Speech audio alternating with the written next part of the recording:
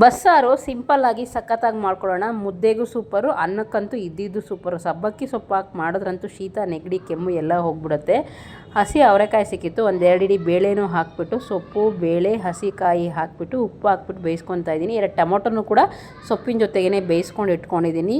ಒಂಚೂರು ಹುಣಸೆಹಣ್ಣು ಕೂಡ ನೆನೆಸ್ಕೊಂಡಿದ್ದೀನಿ. ಸ್ವಲ್ಪ ಮಸಾಲೆ ರುಬ್ಕೊಳ್ಳೋದಕ್ಕೆ ಫ್ರೈ ಮಾಡ್ಕೊಬೇಕು. ಈರುಳ್ಳಿ, ಬೆಳ್ಳುಳ್ಳಿ, 2 ಒಣಮೆಣ್ಸಿನ್ಕಾಯಿ, 1 ಸ್ಪೂನ್ ಜೀರಿಗೆ, ಅರ್ಧ ಸ್ಪೂನ್ ಮೆಣಸು ಇಟ್ಕೊಂಡಿದ್ದೀನಿ. ಮೆಣಸನ್ನೇ ಜಾಸ್ತಿ ಹಾಕ್ಕೊಳ್ಳೋದ್ರಿಂದ ನಾನು ಖಾರ ಮೆಣಸಿನ್ಕಾಯಿ ಕಡಿಮೆ ಹಾಕ್ಕೊತೀನಿ.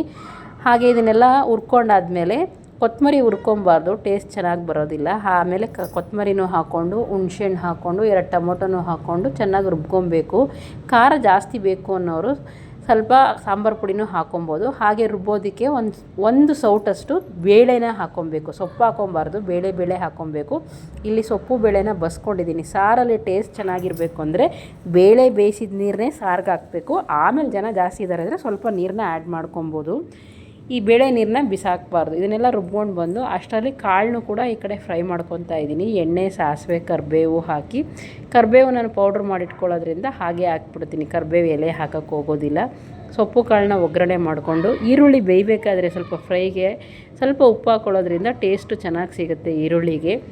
ಕಾಳನ್ನ ಒಗ್ಗರಣೆ ಮಾಡ್ಕೊಂಡಾದ್ಮೇಲೆ ಸಾಂಬಾರಿಗೆ ಎಣ್ಣೆ, ಸಾಸಿವೆ, ಕರಿಬೇವು, ಬೆಳ್ಳುಳ್ಳಿನ ಜಜ್ಜಿ ಹಾಕಿ ನೀವು ಸಾಂಬಾರನ್ನ ಒಗ್ಗರಣೆ ಮಾಡಿದ್ರೆ ಸಿಕ್ಕಾಪಟ್ಟೆ ಚೆನ್ನಾಗಿರೋವಂಥ ಟೇಸ್ಟಿಯಾಗಿರೋವಂಥ ಬಸ್ಸಾರು.